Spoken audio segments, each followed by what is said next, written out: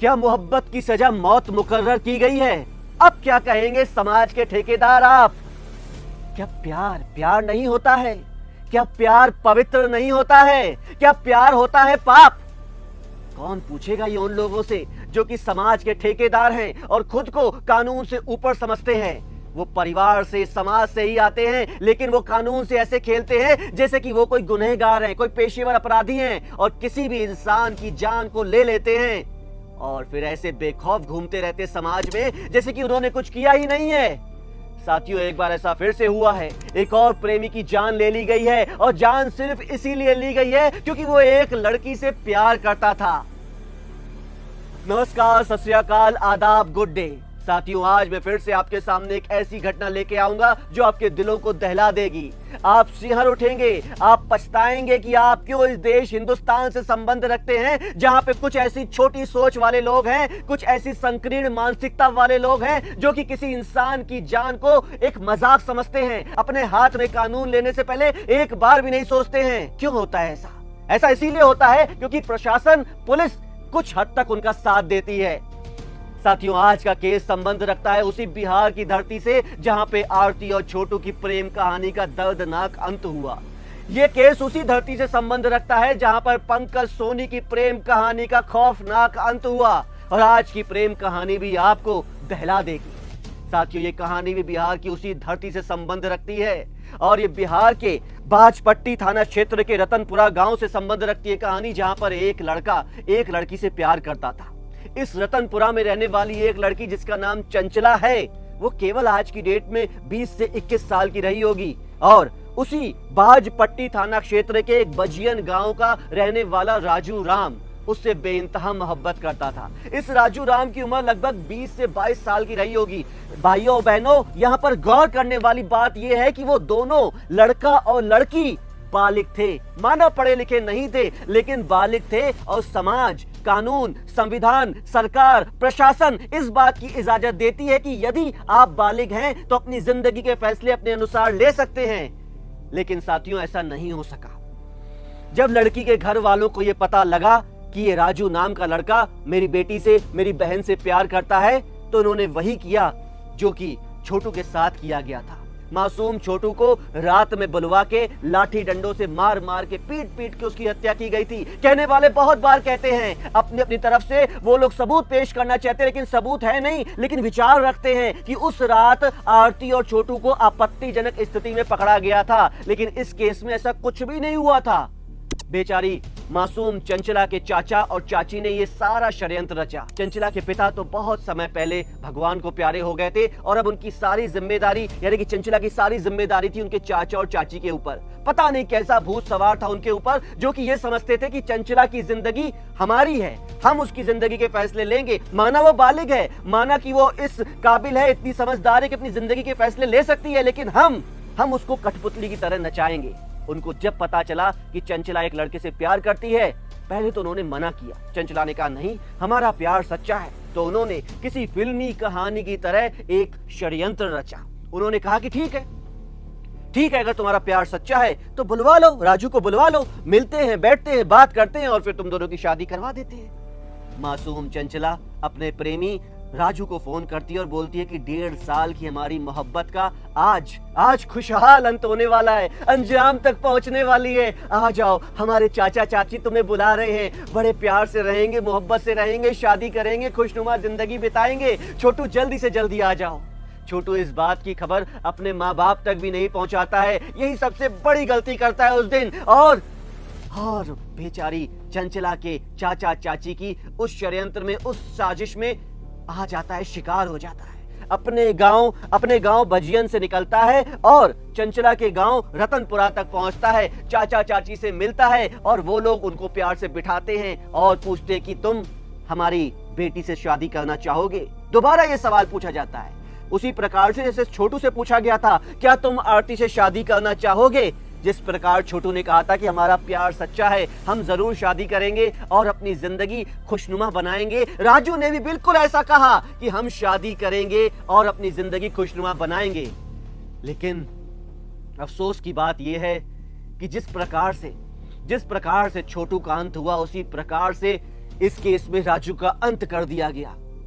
ऐसा बोलते ही राजू को चंचला के चाचा चाची पहले से बनाए गए षड्यंत्र का शिकार बनाते हैं और उस पर लाठी डंडों से हमला बोल देते हैं। राजू जो उस समय बिल्कुल निहत्था था, बिल्कुल अकेला था, 20-22 साल का एक नौजवान था, लेकिन अगर 15-20 गुंडे उसे मारेंगे तो बच नहीं पाएगा। और उन्हीं 15-20 गुंडों ने अकेला समझ के, अकेला पकड़ के उस राजू को इतना मारा, इतना मारा, इतना मारा कि वो अधमरा हो गया। अधमरा हो गया। वो बेचारी बेटी, वो बेचारी चंचला रो रही थी, तड़प रही थी कि ऐसे मत मारो मेरे प्रेमी को, मेरे प्यार को, मेरी जान को मत मारो। लेकिन वो लोग मारते ही जा रहे थे, मारते ही जा रहे थे, क्योंकि उसका गुनाह सिर्फ इतना था कि उसने एक लड़की से प्यार किया था और समाज के सिस्टम के अनुसार प्यार किया था। उसने कोई नाबालिग होकर प्यार नहीं किया था, कोई गलत काम करके प्यार नहीं किया था। सिर्फ जैसे समाज का सिस्टम होता है कि लड़की से प्यार करो, लड़की के घर वालों से शादी की बात करने जाओ, वही तो वो करने गया था। लेकिन मार मार के अधमरा करने के बाद उसको लड़की के घर वाले हॉस्पिटल तक पहुंचा देते हैं। हालांकि उनको ऐसा लग रहा होगा कि शायद राजू की जान बच जाएगी, हम उन्हें ऐसा सबक सिखाएंगे, ऐसा सबक सिखाएंगे कि आज के बाद हमारी बेटी से मिलने नहीं आएगा। लेकिन अधमरा राजू धीरे धीरे करके मौत की तरफ बढ़ता जा रहा था।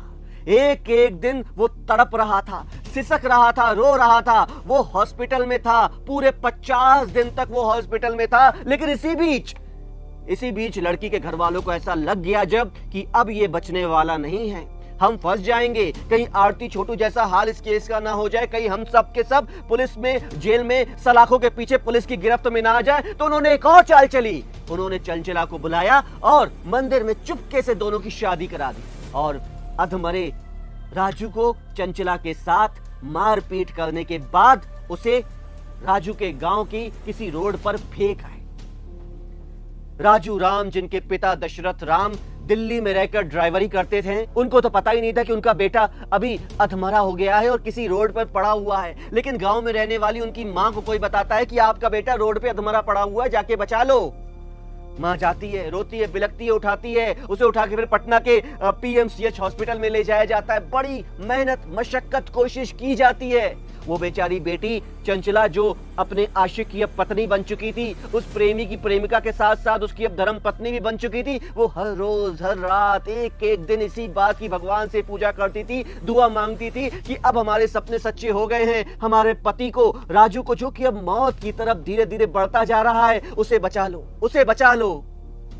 लेकिन साथियों, दुख के साथ कहना पड़ रहा है कि भगवान ने चंचला की नहीं सुनी और पूरे 50 दिनों की जद्दोजहद के बाद राजू जिंदगी और मौत की जंग में हार गया, मर गया बेचारा। और फिर से बिहार में एक और प्रेम कहानी का अंत हो गया। जब राजू बेचारा मर गया तो उसके घर वाले, उसके पिता, उसकी पत्नी, उसकी मां जाते हैं पुलिस के पास और पूरी तफसील से पूरी कहानी बयान करते हैं। पुलिस वाले उनकी कहानी को सुनते हैं और बोलते हैं कि हाँ, हम अपनी तरफ से कोशिश करेंगे। लेकिन साथियों, मौजूदा खबर लेके जाने तक अभी तक किसी भी गुनहगार को पुलिस ने पकड़ा नहीं है। सिर्फ वादे ही कर रही है कि हम पकड़ लेंगे, लेकिन बिहार की कानून व्यवस्था इतनी लचर हो गई है कि ना जाने क्यों वो गुनहगारों को पकड़ ही नहीं रही है, उन्हें जेल की सलाखों के पीछे डाल ही नहीं रही है। पंकज सोनी केस अभी तक अधूरा पड़ा है, आरती छोटू केस अभी तक अधूरा पड़ा है, एक और प्रेम प्रसंग में हुई हत्या आपके सामने आ चुकी है। साथियों, बस देखना यह है कि पुलिस कब तक खामोश बैठी रहती है। उधर राजू की मां बेचारी दहाड़े मार मार के रो रही है और राजू को मारने वाले बेखौफ समाज में घूम रहे हैं। उधर राजू की प्रेमिका बनी धर्म पत्नी अब विधवा की जिंदगी जीने पे मजबूर है। वो रो रही है, तड़प रही है, चीख रही है, चीत्कार मार रही है, लेकिन पुलिस के कानों में कोई भी जू नहीं रेंग रही है। उधर राजू के पिता बेचारे किसी कोने में जाके अपनी धर्म पत्नियों, अपनी बहू से छिप कर चुपके से रोते ताकि मुझे कोई कमजोर न जान सके। लेकिन प्रशासन है कि अपनी आंखों पर पट्टी बांध कर बैठा हुआ है। आखिर ऐसा कब तक होता रहेगा साथियों? हम अपने क्राइम वर्ल्ड के कमेंट बॉक्स सेक्शन में आपसे हाथ जोड़कर विनती करते हैं कि प्लीज लिखिए, ऐसा कब तक होता रहेगा ऐसे? बिहार की जो कानून व्यवस्था है वो कब तक इतनी लचर बनी रहेगी कि कोई भी इंसान कानून को अपने हाथ में लेने से पहले एक पल भी नहीं सोचेगा? बताइए साथियों, बताइए, हम आपका इंतजार कर रहे हैं। आपकी हर एक कमेंट को अपने प्रोग्राम में शामिल करेंगे ताकि हम ये समझ सकें कि आप क्या सोचते हैं इस केस के बारे में, आप क्या समझते हैं इस केस के बारे में। साथियों, जो आप लिखेंगे इस क्राइम वर्ल्ड के कमेंट बॉक्स सेक्शन में, न सिर्फ वो चंचला पड़ेगी, पुलिस पड़ेगी, प्रशासन पड़ेगी, और ये सबसे बड़ा मानसिक सहयोग होगा आज की डेट में चंचला के लिए। प्लीज लिखिए अपने विचार, अपने सुझाव, अपनी शिकायतें। और साथियों, हम आपसे यही निवेदन करना चाहेंगे कि हमारा कोई भी ऐसा उद्देश्य नहीं है कि ऐसी घटनाएं, ऐसी जानकारियां, ऐसे सच्चे मुद्दे आपके सामने ला करके आपको विचलित करें, परेशान करें, ऐसी किसी भी घटना को बढ़ावा दे। हम तो सिर्फ इतना ही चाहते हैं कि सचेत रहें आप। आपके आसपास ही कहीं ना कहीं कोई अपराधी घूम रहा है, उसे पहचानिए, समझिए, सचेत रहिए, जागरूक रहिए। यही तो क्राइम वर्ल्ड की सबसे बड़ी जिम्मेदारी है, सबसे बड़ा दारोमदार है। अगली बार नई सच्ची घटना के साथ फिर से आपसे मिलेंगे। तब तक के लिए इजाजत दीजिए। नमस्कार।